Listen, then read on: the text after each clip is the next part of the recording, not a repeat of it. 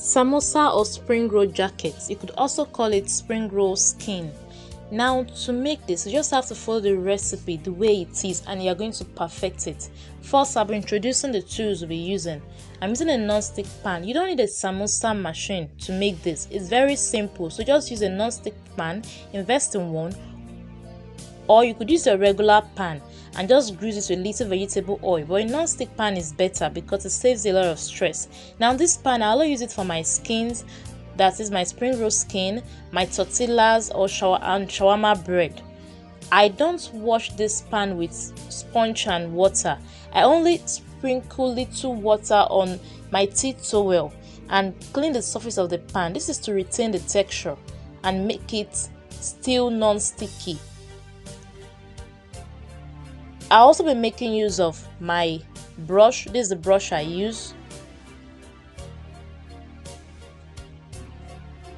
Now if I'm measuring with spoon and cups, I use my standard measuring cup and then your eating spoon, your tablespoon, normal tablespoon. While if I'm using a scale, I use a digital scale, not an analog scale, because an analog scale will not give you an accurate measurement. Now to my items: flour, water, oil, sugar, cornstarch or corn flour, and finally salt. Please check the description box below to see the measurements of all items to be used and also a detailed explanation of how to make this perfectly. To a mixing bowl, add your flour, corn flour, salt, sugar, and stir them to combine. This makes up the dry items. Next, you create a little hole in the middle of your dry items and add the wet items, starting with your vegetable oil, then your water little by little. I'm just going to mix that up well to combine. I'll keep adding the water till I get a thin batter, a thin consistency. You don't want your batter to be thick, just thin. This is where a lot of people make mistakes and have issues. Your batter should just be thin consistency that can still coat the back of your spoon, and your batter should not have lumps. So make sure you mix well. So see the consistency of mine. That is how your batter is meant to look like. Not thick, just a thin consistency that can still coat the back of your spoon. I'm still going to use my hand to show you how your batter is meant to look like. Once you perfect this, then you are 50% ready to make a good skin.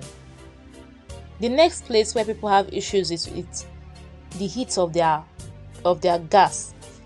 You have to heat up your pan on low heat, not medium, not high, but low heat. Make sure your gas is heating your pan on low heat. You heat up your pan for a few seconds. Now I'm going to be using my brush to apply my batter to my non-stick pan. If you are using a regular pan, you have to first grease it before applying your batter, but I'm using a non-stick pan, so I don't need to grease first. So I'm just going to be using my brush to apply my batter to my pan. Make sure you coat your pan well. This gave me a wrap that is 8 centimeters wide.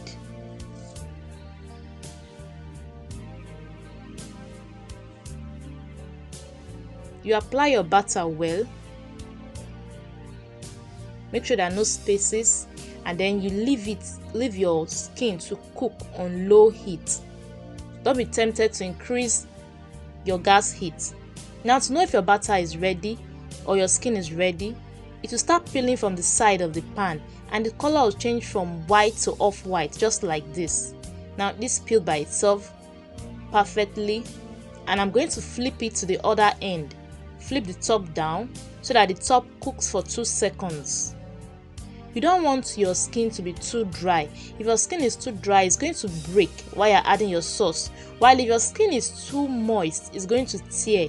So you have to just perfect it. This is the part where some people still have issues. So once you are through removing your skin from your pan, just wipe it off with your tea towel and add batter till you exhaust your batter. Now, another way of making this is, if you discover your pan is too hot, remove your pan from your gas, pour in your batter, apply it with your brush just as this, spread your batter well, and then place your pan back to the gas and allow it to cook. So this is another way of making your skin. Flip it and allow it to cook. Your skin should not be dry and it should not be too moist. You have to strike a balance between being dry and moist. Now see, my skin is ready. Be careful, this is quite hot. Now these are the skins we've made. You just sprinkle little flour to each of the skin before placing another skin on it. Then you also cover with your tea towel, damp kitchen towel or tea towel to retain the moisture. Now this skin can stay in the fridge for 2 weeks, on the freezer for up to 3 months. This skin is ready. See how moist it is, and your samosa jacket is ready. Please subscribe to our channel. We drop video once every week. Subscribe and invite others. Stay tuned as we learn.